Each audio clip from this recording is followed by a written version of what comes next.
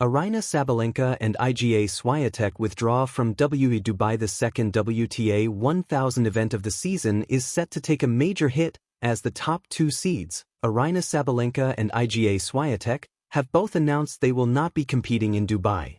The two best players in the world will instead target a return at the Sunshine Double next month. Citing different reasons for their absence from the final Middle East big event, Aryna Sabalenka and IGA Swiatek withdraw from Dubai. World number 1 Aryna Sabalenka will miss another big tournament this year, following her withdrawal from the WTA Doha event last week.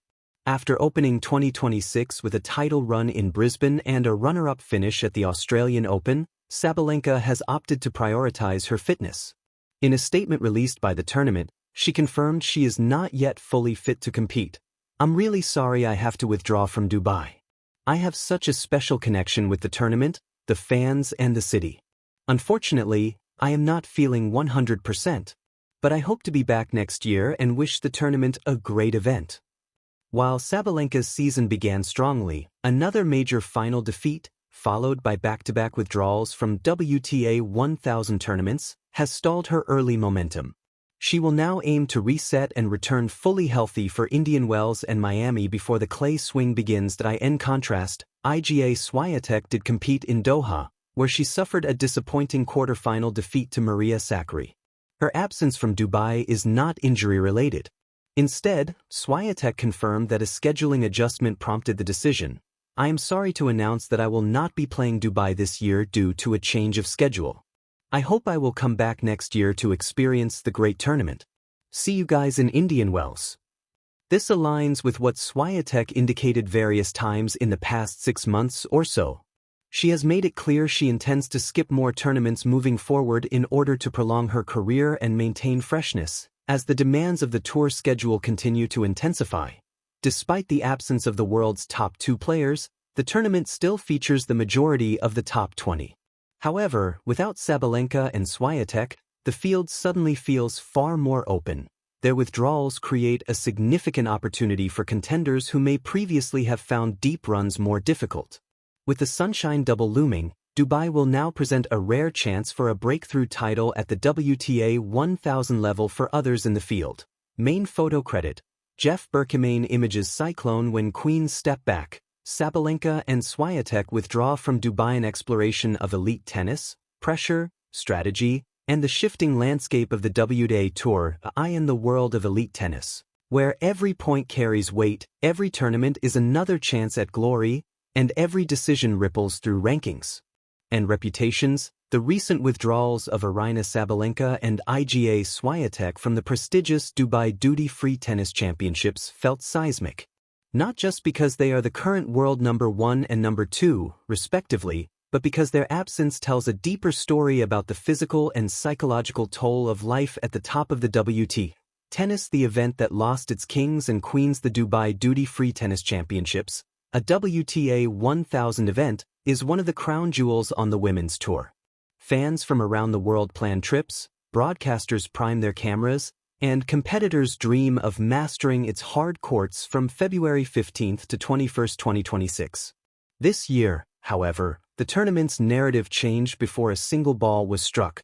Both Sabalenka and Swiatek announced they will not compete.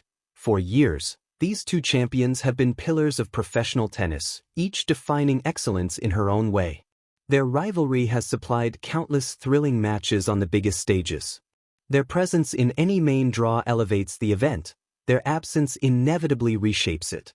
And yet, on this occasion, strategic calculation and personal well-being took center stage. Glowing star Sabalenka's choice. Reset over rally. Aryna Sabalenka, the Belarusian powerhouse and 4-time Grand Slam winner, has built her legend on ferocity and fearlessness. She stormed into 2026 with a strong start, reaching the final of the Australian Open only weeks earlier, and energized many with the promise of another dominant season. But Sabalenka's body, like her resolve, has its limits. In her official statement, she expressed deep regret at having to withdraw, highlighting her affection for the tournament, its fans, its courts, and the city itself. Yet she acknowledged a simple truth: she was not feeling 100%. Behind that phrase lies a world of strain few outside professional sports fully grasp. The demands of the WTA Tour are relentless. Tournaments packed week after week, travel across continents, constant weight of expectation. For a player of Sabalenka's caliber, there's always the internal tug between pushing forward and preserving longevity. With Dubai following closely on the heels of the Australian Open and coming straight after Doha, the choice to skip serves a clear purpose: rest, recovery, and preparation for the months that truly define a career.